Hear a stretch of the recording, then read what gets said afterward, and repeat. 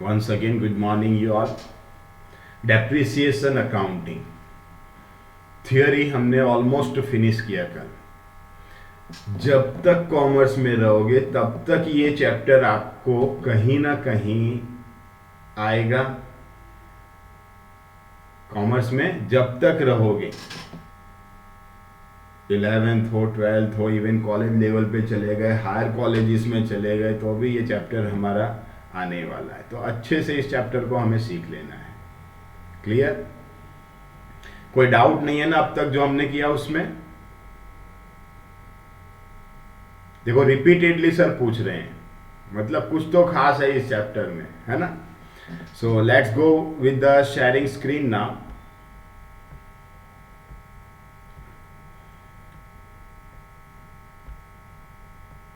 Last कल हमने देखा था डेप्रिसिएबल असेट। लास्ट कल क्या देखा था? Depreciable asset. डेप्रिसिएबल असेट किस चीज को कहते हैं? वो 3 कंडीशन फुलफिल होनी चाहिए। 3 conditions are there, then only that asset is to be considered as depreciable asset. With 3 conditions are there. कौन सी 3 कंडीशन थी? जल्दी से जरा बोल दो मुझे भाई। 3 कंडीशन। गुड मॉर्निंग कशिश बेटा, वेरी गुड मॉर्निंग। कौन सी 3 कंडीशन थी कि असेट डेप्रिसिएबल असेट है? सबसे पहली कंडीशन, वो असेट को सेल करने के लिए खरीदा गया है या यूज करने के लिए?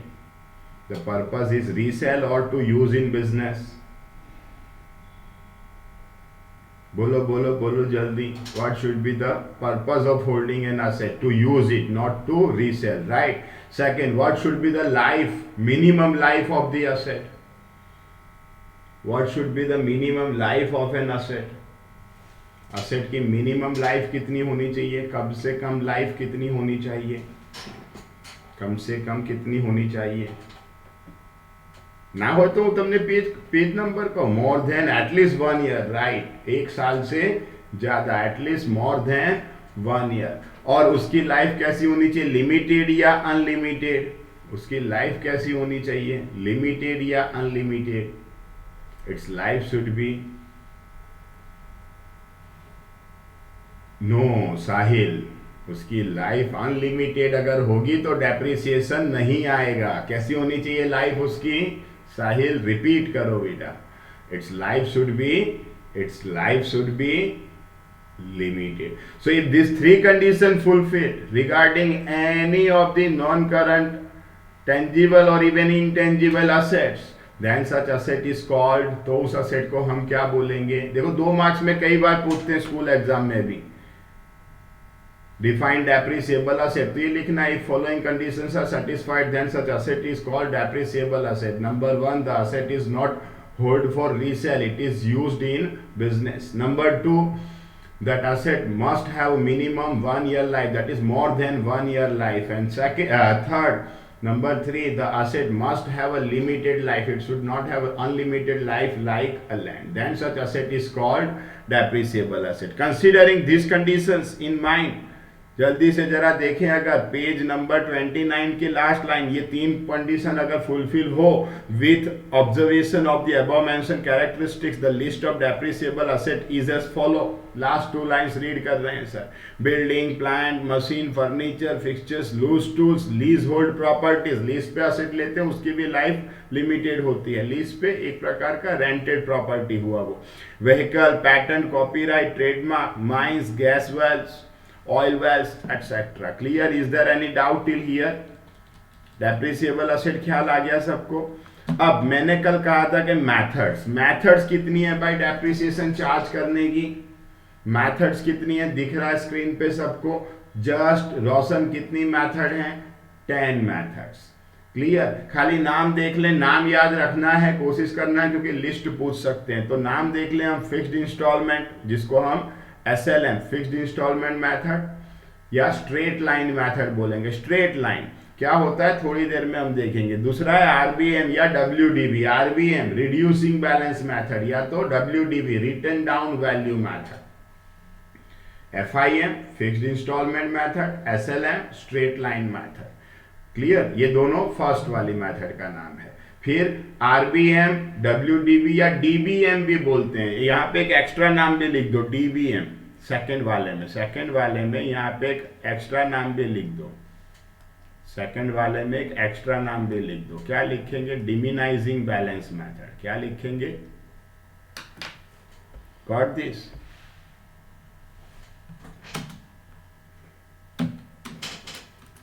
डिमिनाइजिंग बैलेंस मेथड, ये भी इसको हम बोल सकते हैं। क्लियर? तो आरबीएम मतलब रिड्यूसिंग बैलेंस मेथड, या रिटर्न डाउन वैल्यू मेथड, या डिमिनाइजिंग बैलेंस मेथड। फिर है बाकी की मेथड्स, खाली नाम है हमारे सिलेबस में। अपने सिलेबस में कितनी मेथड्स हैं, हमें कितनी कौन कौन सी मेथड सीखनी है, हमें कितनी मेथड कौन कौन सी सीखनी है? ओनली 2। और वो कौन सी 2? First and second.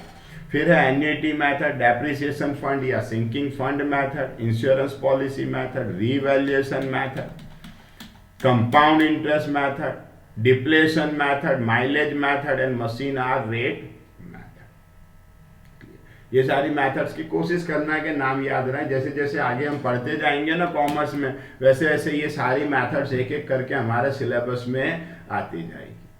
पर हमें फिलहाल फोकस करना है फर्स्ट 2 मेथड पे। फर्स्ट 2 मेथड में फर्स्ट मेथड है एफआईएम या SLM. First 2 method FIM, fixed instalment method, या उसको ही बोलेंगे एसएलएम, सीधी लिटीनी पद्धति, straight line method. Okay, let's go with the first method. As per syllabus practical problems only on fixed instalment method, reducing balance method are expected. Fixed instalment, fixed मतलब क्या भाई? नक्की थई कि दर वर्षे आटलू, एक बार डेप्रिसिएशन काउंट करो, एज डेप्रिसिएशन दर वर्षे आवे। Got the theme? ख्याल आया थोड़ा सा कि भाई मैंने असेट खरीदा 1 लाख रुपए, कल एक सर ने फॉर्मूला बताई थी, याद है? असेट पे डेप्रिसिएशन काउंट करने की कल एक फॉर्मूला बताई थी सर ने, याद है? Annual depreciation equals annual depreciation equals that D equals C minus a, very good Brunveta, C minus S, not A, C minus S upon N। C क्या था? Cost, S scrap value, N क्या था? Number of years, भाई जितने साल उसको use करने वाले हो वो। सपोज एक असेट है, उसकी कॉस्ट है 1 लाख रुपीस, उसकी स्क्रैप वैल्यू 30,000, हमने कल काउंट किया था, और उसकी लाइफ है 8 ईयर्स। तो उस पर डेप्रिसिएशन कैसे गिनेंगे हम? 1 लाख माइनस 30,000 डिवाइड बाय 8। ये 70,000 को क्या बोलेंगे? याद है किसी को? 70,000 को क्या बोलेंगे हम? 70,000 को क्या बोलेंगे? किसी को याद है? कल वो भी सर ने कहा था कि 70,000 जो आया, कॉस्ट में से स्क्रैप वैल्यू माइनस करके जो वैल्यू आता है उसको हम क्या बोलते हैं? उसको हम क्या बोलते हैं? Depreciable amount. क्या बोलते हैं उसको? Depreciable amount. वो कैसे मिलता है? तो C माइनस S करके। Clear everyone? Is it clear? Depreciable amount means what? Clear ना? तो 70,000 बाय 8 कितना आया था? कितना आया था बोलो तो? कल शायद सर ने एक एक जीरो ज्यादा लिए थे, आज कम ले लिए एक एक जीरो। कल 37,500 आया था, आज कितना आ रहा है? बोलो बोलो, डिवाइड करो। 70,000 बाय 8 कितना आ रहा है? कैलकुलेटर लेके बैठो, कितना आ रहा है? कल 87,500 आया था, आज एक जीरो कम आएगा, तो रुपीस 8750। ये क्या हुआ? Annual depreciation. क्या हुआ ये? पहला वर्षनु आटलू, बीजा वर्षनु भी आटलू। पहले साल 8750, दूसरे साल 8750, तीसरे साल भी उतना। तो ये डेप्रिसिएशन हर साल कैसा रहेगा? कैसा रहेगा ये डेप्रिसिएशन? हर साल फिक्स्ड रहेगा। कैसा रहेगा? फिक्स्ड। और इसका अगर हम डायग्राम बनाएंगे ना, डायग्राम अमाउंट ऑफ डेप्रिसिएशन का, first year, second year, third year, fourth year, तो हर साल सपोज ये 8750 पहले साल उतना, दूसरे साल, तीसरे साल, चौथे साल, तो डायग्राम में एक स्ट्रेट लाइन मिलेगा हमें। और इस वजह से इसको हर साल फिक्स इतना ही डेप्रिसिएशन गिनना है, इसलिए उसको हम फिक्स्ड इंस्टॉलमेंट मेथड बोलते हैं। और अगर उसका डायग्राम बनाओ तो एक स्ट्रेट लाइन मिलती है, इसलिए उसको हम SLM स्ट्रेट लाइन मेथड बोलते हैं। क्लियर क्लियर फिक्स्ड केम कહેવાય દર વર્ષે ફિક્સ છે આટલો ડેપ્રિસિએશન કાઉન્ટ થશે। ઓકે સ્ટ્રેટ લાઇન કેમ કહેવાય જો એનું ડાયાગ્રામેટિક પ્રેઝન્ટેશન કરશો તમે તો પેરેલલ ટુ એક્સ એક્સિસ તમને ડેપ્રિસિએશનની લાઇન મળશે। Got this? Say yes or no. Say yes or no. Got this everyone? Okay. Your consent is extreme important. आपका रिप्लाई बहुत ही जरूरी है। Repeatedly I am announcing and asking you people. मुझे पता चलना चाहिए कि हाँ आप कॉन्सेंट्रेट कर रहे हो, रिस्पॉन्स दोगे तो पता चलेगा। Let's go on to the textbook again. देखें बुक में फिक्स्ड इंस्टॉलमेंट मेथड दिस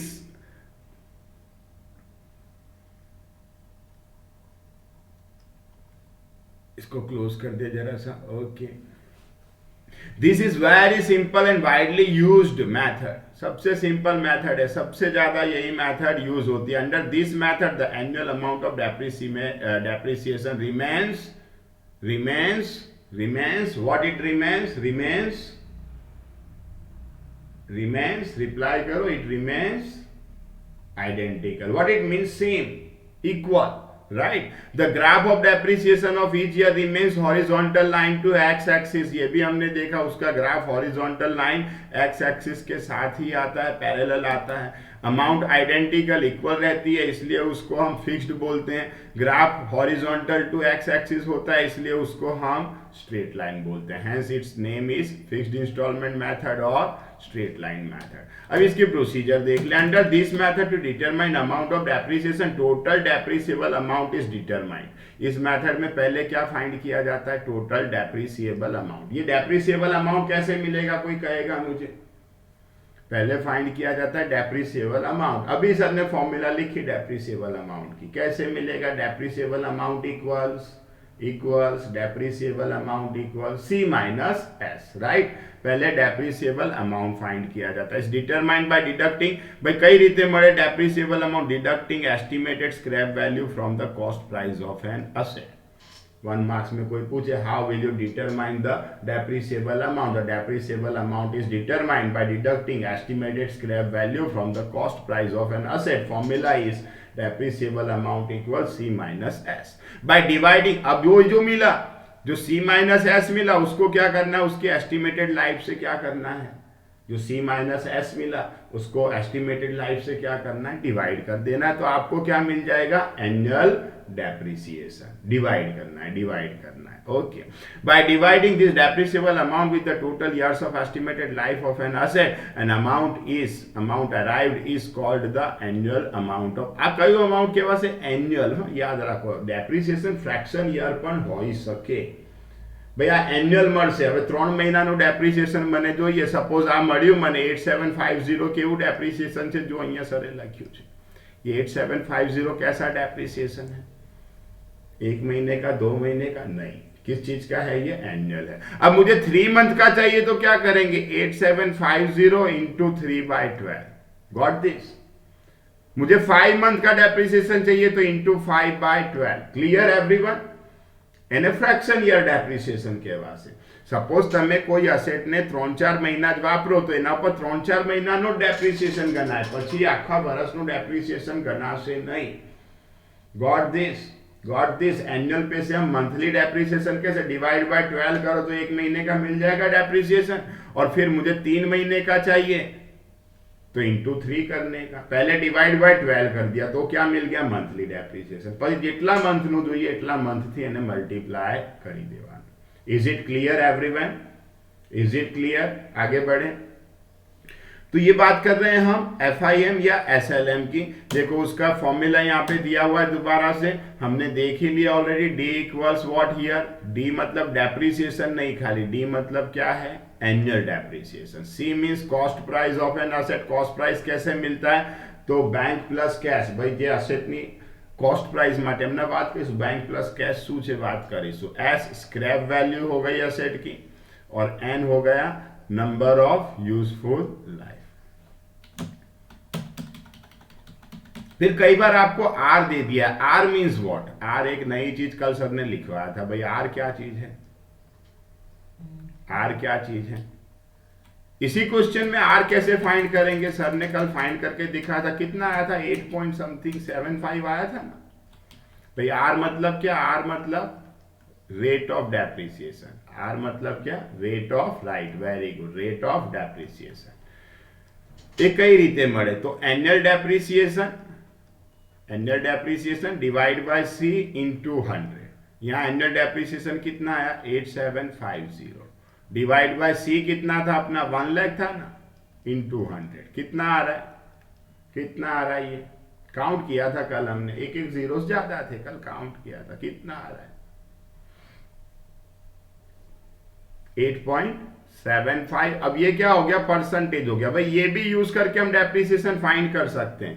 यहां पे डी की दूसरी फॉर्मूला लिख सकते हैं सी इंटू आर बाय 100, या तो सी इंटू आर परसेंटेज कर सकते हैं भाई, सी अपना 1 लाख है, इंटू आर कितना है 8.75 परसेंटेज, तो अगर आर दिया हो तो भी हम डेप्रिसिएशन फाइंड कर सकते हैं। Clear everyone, is it clear, is it clear. R પરથી પણ અધર્સ અધર્સ એકલો વૃંદ છોકરો મારો રિપ્લાય આપે છે ક્યારેક ક્યારેક સાહિલનો, બીજા भी जरा एक्टिव रहो, वंशिका, पुष्टि, कौन कौन है देखे जरा, कौन कौन है, सारे एक्टिव रहना सीखो थोड़ा। कितनी बार सर बोलेंगे, देख दे जरा, नाम लेके सबको बोलना पड़ेगा, मुझे तो यूं लग रहा है ना। नीलिमा देखो शांत बैठी हुई है लड़की आज बिल्कुल। एलन क्या बात है बेटा, आप हो अवेलेबल, वेरी गुड। रोशन, रोशन तो रिप्लाई करते हो छे। वंशिका, अली असगर आज खामोश बैठा है। साहिल, कशिश, प्रथम कभी कभी बीच में बोल देता है। ध्रुव, हेम, हेम हमेशा शांत ज रहे छे, नाराज थયેલો छे छोकरो लागे छे। भाविका, आकाश का कभी कभी रिप्लाई आता है। ध्वनि, विभूति, महक, उनका नाम लेने की जरूरत नहीं है, सेशन में मैक्सिमम नेम उसका लिया जाता है। धवल, मनाली शांत बेसी रहे छे। धनराज क्यारेक क्यारेक बोलतो होय छे। अने धैर्य, धैर्य જ્યારે કોઈનો આન્સર ના આવે ત્યારે ધૈર્ય વિચારે છે કે હું મારો આન્સર આપી દો, બરાબર ને। તો જરા एक्टिव रहो, जरा एक्टिव रहो, बराबर। तो ये ख्याल आ गया भाई डी की दूसरी फॉर्मूला क्या हो सकती है, got this that D equals आ माइनस નથી जो आ ઇન્ટુ ની સાઇન છે, સમજો આ શેની સાઇન છે, આ શેની સાઇન છે, સરે સર્કલ પર जो મૂક્યું છે શેની સાઇન છે, માઇનસ છે કે ઇન્ટુ છે, માઇનસ છે કે ઇન્ટુ છે, શેની સાઇન છે, ઇન્ટુ છે, મલ્ટીપ્લિકેશન છે। Clear everyone, is it clear. तो ये भी फॉर्मूला ले सकते हैं। देखो ये जो सर ने फॉर्मूला बताई वो वाली फॉर्मूला पे से आर कैसे मिल सकता है हमें वो दे दिया है। હવે આ મેથડ થી ડેપ્રિસિએશન કાઉન્ટ કરવાના બેનિફિટ્સ અને લિમિટેશન્સ જોઈ લઈએ। It is simple method to compute, एकदम सिंपल मेथड है ना भाई, आसानी से भाई डी इक्वल्स व्हाट, तो सी माइनस एस अपॉन एन, या तो सी इंटू आर बाय 100, एकदम सिंपल मेथड है, आसानी से समझ पड़ जाए उस तरह की मेथड है। Since amount of depreciation remains identical, हर साल कैसा रहता है, आइडेंटिकल मतलब क्या, आइडेंटिकल का मतलब क्या, identical means what, equal, right, equal. भाई पहले साल 8750 डेप्रिसिएशन आया ब्रुन, दूसरे साल कितना आएगा, दूसरे साल कितना आएगा, तीसरे साल, रोशन हर साल कैसा रहेगा भाई, फर्स्ट ईयर हो, सेकेंड ईयर हो, थर्ड, तो खाली डेप्रिसिएशन फर्स्ट ईयर ही काउंट करना पड़ेगा, राइट और नॉट। डेप्रिसिएशन कब काउंट करना पड़ेगा, खाली फर्स्ट ईयर में।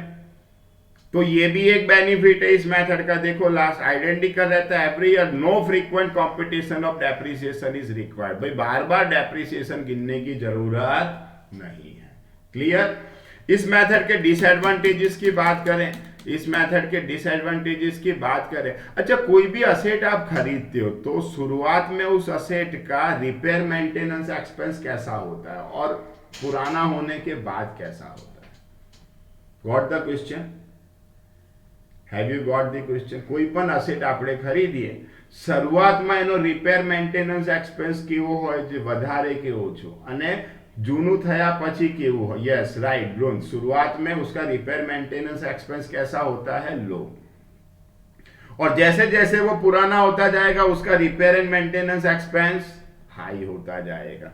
तो ये बात हमें यहां से समझनी, ये लिमिटेशन बन रहा है यहाँ पे, ये मेथड में लिमिटेशन बन रहा है। कैसे लिमिटेशन बन रहा है वो समझो, कि डेप्रिसिएशन मेथड जो सजेस्ट किया जाता है ऐसा होना चाहिए, डेप्रिसिएशन मेथड कुछ इस तरह का होना चाहिए कि डेप्रिसिएशन और रिपेयर एंड मेंटेनेंस में, रिपेयर एंड मेंटेनेंस के अंदर जो है तालमेल बना रहे। कौन सा, डेप्रिसिएशन, रिपेयर एंड मेंटेनेंस, के शुरुआत में depreciation 8750, repair maintenance for example 500, दूसरे साल भी 8750 और ये हो गया 1500, तीसरे साल भी 8750, ये हो गया 2500। ख्याल आया? तो ये दोनों का टोटल आइडेंटिकल नहीं आता, ये दोनों का टोटल जो है वो इंक्रीजिंग रहता है। क्लियर? ख्याल आयो? जेम जेम जोनू थतुं जैसे रिपेयर एंड मेंटेनेंस कया मेथड में એવું થશે, કયા मेथड में SLM, या इसको ही हम दूसरा क्या बोलते हैं, FIM, स्ट्रेट लाइन मेथड या फिक्स्ड इंस्टॉलमेंट मेथड। जबकि दूसरी जो एक मेथड है ना, दूसरी जो हम सीखने वाले हैं इसके बाद, RBM बोले उसको, या WDV बोले, या उसको ही बोले DVM। उस मेथड में क्या होता है, depreciation, repairs and maintenance, R मतलब रिड्यूसिंग, आर मतलब क्या है यहाँ पे, रिड्यूसिंग, या रिटर्न डाउन मतलब घटाना, और डिमिनाइजिंग मतलब घटना। कि डेप्रिसिएशन शुरुआत में ना, शुरुआत में ज्यादा आता है, धीरे धीरे घटता जाएगा। फॉर एग्जांपल कि यहाँ डेप्रिसिएशन पहले साल है 10,000, फॉर एग्जांपल डेप्रिसिएशन पहला वर्ष है 10,000, रिपेयर ना 0, आ 9,000 થયા અને આ રિપેર ના 1,000, આ 8,000 થયા, આ થયા 2,000। ખ્યાલ આવે છે? એવરી યર ડેપ્રિસિએશન શું થતું જાય છે, એવરી યર ડેપ્રિસિએશન શું થતું જાય છે સેકન્ડ મેથડની અંદર, સેકન્ડ મેથડની અંદર એવરી યર ડેપ્રિસિએશન શું થતું જાય છે, લો, ડિક્રીઝ, અને રિપેર મેન્ટેનન્સ ઇન્ક્રીઝ। એટલે તમે સરવાળો કરો, સરવાળો મીન્સ ટોટલ કરો એનું, તો એવરી યર બંને વચ્ચે બેલેન્સ મેન્ટેન થાય છે। Got this? Got this? यहाँ पे दोनों का बैलेंस नहीं आ रहा है, यहाँ पे हर साल टोटल बढ़ता जा रहा है पहले वाले मेथड में SLM के अंदर, जबकि RBM के अंदर दोनों के बीच में लगभग बैलेंस मेंटेन होता है। Got this? What I mean to explain here, okay. तो ये वाली मेथड की ये लिमिटेशन हो गई। देखो फर्स्ट लिमिटेशन जो डिटेल में सबने समझा है, under this method the amount of depreciation remains identical every year, and thus no appropriate balance is maintained between depreciation and maintenance expense. In the initial year of new asset, the repairing expense comes minimum and in subsequent year it increases. Got this? ख्याल आ गया ये limitation? भाई depreciation repair maintenance के बीच में, depreciation और repairs maintenance के बीच में balance maintain नहीं होता है। क्लियर? एवरीवन रिप्लाई यस और नो? पूछ रहे हैं सर, इतना प्यार से पूछ रहे हैं, रिप्लाई दो जरा। ख्याल आ गया फर्स्ट लिमिटेशन? ये बहुत बड़ी बात थी इसलिए एक्सप्लेन करना पड़ा सर को, ओके। एग्जाम्पल लेके सर ने समझाया ये चीज। सेकेंड है limitation under this method, interest on capital is interest जो आप असेट खरीदते हो ना, उतना कल भी बात की थी हमने, असेट खरीदते उतने पैसे अपने ब्लॉक हो जाते हैं, अगर वो बैंक में रखते आप तो एटलीस्ट बैंक इंटरेस्ट आपको मिल सकता था, वो हम लॉस करते हैं, पर उसकी ट्रीटमेंट इस मेथड के अंदर नहीं दी जाती है। Done? Now for which asset this method is appropriate? કયા asset માટે આ method appropriate છે? This method is appropriate for those asset whose useful life can be determined easily. ऐसी asset जिसकी useful life आसानी से determined हो सके। Generally leasehold properties और intangible asset other than goodwill पे ये method use होता है। leasehold properties हैं, कॉपीराइट, पैटर्न, ट्रेडमार्क एक्सेट्रा, इन चीजों पे ये वाली मेथड यूज होती है। क्लियर? આજે આ નોટ લખવાનું છે SLM FIM ऊपर जो 4 वस्तु એમાં मेंशन करवानी। जो नोट लिखोगे उसमें कितनी चीजें मेंशन करनी है हमने? 4 चीजें। एक तो उसका मीनिंग आ गया, दूसरा साथ में मीनिंग के साथ फॉर्मूलास, पर फॉर्मूला सर लिखवाएंगे अभी। बराबर, फॉर्मूला, दो फॉर्मूला लिख देने की, दो या तीन जो दी हुई है। तीसरा, उसके अंदर मुझे चार पांच चीजें, जो एडवांटेजेस एंड लिमिटेशन लिखना है। ओके, और लास्ट, फॉर विच असेट, कौन सी असेट पे ये यूज होता है। ये चीज दोनों हमें एसएलएम के बारे में हमने देखा ना, अब यही चीजें हम आरबीएम के बारे में भी देखेंगे, रिड्यूसिंग बैलेंस मेथड के बारे में भी देखेंगे। क्लियर? આના ઉપર આજે નોટ લખવાની છે, થઈ જશે ને? થઈ જશે ને એવરીવન? ચલો હવે આપણે જોઈ લઈએ આરબીએમ પહેલા, પછી આપણે સ્પેસિમેન્સ જોઈશું। પહેલા આરબીએમ જોઈ લઈએ, કયા પેજ પર છે આરબીએમ જોઈ લઈએ જલ્દી। रिड्यूसिंग बैलेंस मेथड, कौन से पेज पे देख लो, पेज नंबर देख लो, page number is 35, page number 35। Reducing balance method, भाई नाम पे से ही पता चलता है, इस मेथड के अंदर डेप्रिसिएशन हर साल क्या होता जाएगा, आइडेंटिकल रहेगा या रिड्यूस होता जाएगा, घटता जाएगा। रिड्यूसिंग बैलेंस मेथड में हर साल डेप्रिसिएशन कैसा रहेगा, आइडेंटिकल या रिड्यूसिंग, राइट, रिड्यूसिंग। रिड्यूसिंग એટલે ઘટતું જશે, ગુજરાતીમાં પ્રથમ આને કહેવાય ઘટતી જતી બાકીની પદ્ધતિ, घटती जती बाकीनी पद्धति। क्लियर? Reducing balance method. तो दर वर्षे आना पर डेप्रिसिएशन रिड्यूस થતું જાય છે। Under this method every year depreciation calculated on opening balance of an asset at the predetermined rate. Okay, हर साल डेप्रिसिएशन किस चीज पे गिना जाता है इस मेथड के अंदर, opening value of an asset. कई वस्तु पर गणाय છે ઓપનિંગ વેલ્યુ। હવે ઓપનિંગ વેલ્યુ એટલે શું ભાઈ, ઓપનિંગ વેલ્યુ એટલે શું? पहले साल ओपनिंग वैल्यू मतलब cost price, cost price of asset first year. Suppose मैंने एक असेट खरीदा, कितने का खरीदा, 1 लाख का। कितने का खरीदा, 1 लाख। ओके, अब ईयर फिनिश हुआ, फर्स्ट ईयर फिनिश हुआ, उस दिन डेप्रिसिएशन गिनेंगे कितना, तो आर हमें क्वेश्चन में, आर मतलब क्या चीज है, आर मतलब क्या है, आर मतलब क्या है, आर मीन्स व्हाट, बोलो बोलो बोलो, आर એટલે શું, रेट ऑफ डेप्रिसिएशन। सपोज 10% दिया हुआ है, तो 10% अगर डेप्रिसिएशन गिने हम, 10% ऑफ व्हाट, 1 लाख, કેટલું આવશે ભાઈ, 10% ऑफ 1 लाख કેટલું આવશે, કેટલું આવશે, 10,000 આવશે। क्लियर? तो दूसरे साल की ओपनिंग वैल्यू, दूसरे साल की ओपनिंग वैल्यू या उसको ही हम बोलते हैं बुक वैल्यू, वो कितनी आएगी, 90,000। दूसरे साल डेप्रिसिएशन अगेन, आर तो 10% ही है, पर अब कितने पे गिने, 1 लाख पे या 90,000 पे, बोलो तो।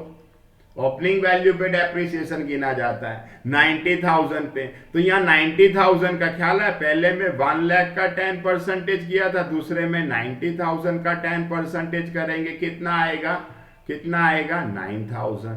कितना आया थर्ड ईयर का ओपनिंग वैल्यू या बुक वैल्यू, कितना आया, ओपनिंग वैल्यू या बुक वैल्यू कितना आया थर्ड ईयर का, 81,000। क्लियर? थर्ड ईयर में अब डेप्रिसिएशन अगेन, आर तो 10% ही है, पर कितने पे गिनेंगे, 81,000 पे, राइट। कितना आएगा डेप्रिसिएशन थर्ड ईयर का, कितना आएगा, 8100, सो 73,900। Got this everyone, have you got this? तो डेप्रिसिएशन सेना पर गणाय છે ઓપનિંગ વેલ્યુ પર। હવે ઓપનિંગ વેલ્યુ એટલે શું, તો જે અસેટની વેલ્યુ છે એમાંથી દર વર્ષે ડેપ્રિસિએશન માઇનસ કરીને જે વેલ્યુ મળે છે એને શું કહેવાય, ઓપનિંગ વેલ્યુ। क्लियर? देखें बुक में, opening balance means closing balance of previous year. भाई गया वर्ष नो क्लोजिंग 1 लाख में से पिछले साल 10,000 डेप्रिसिएशन काउंट किया था, तो पिछले साल का क्लोजिंग 90,000 इस साल का ओपनिंग कहलाएगा। पिछले साल का क्लोजिंग 81,000 इस साल के लिए ओपनिंग कहलाएगा। Clear? So opening value means a closing balance of previous year after deduction of depreciation. Thus, due to subtraction of depreciation from the value of asset, the opening balance of asset would reduce. उसको subtract करने की वजह से opening balance reduce होता है, और इसलिए इसको हम रिड्यूसिंग बैलेंस मेथड या डिमिनाइज होता है, डिमिनाइज बैलेंस मेथड बोलेंगे।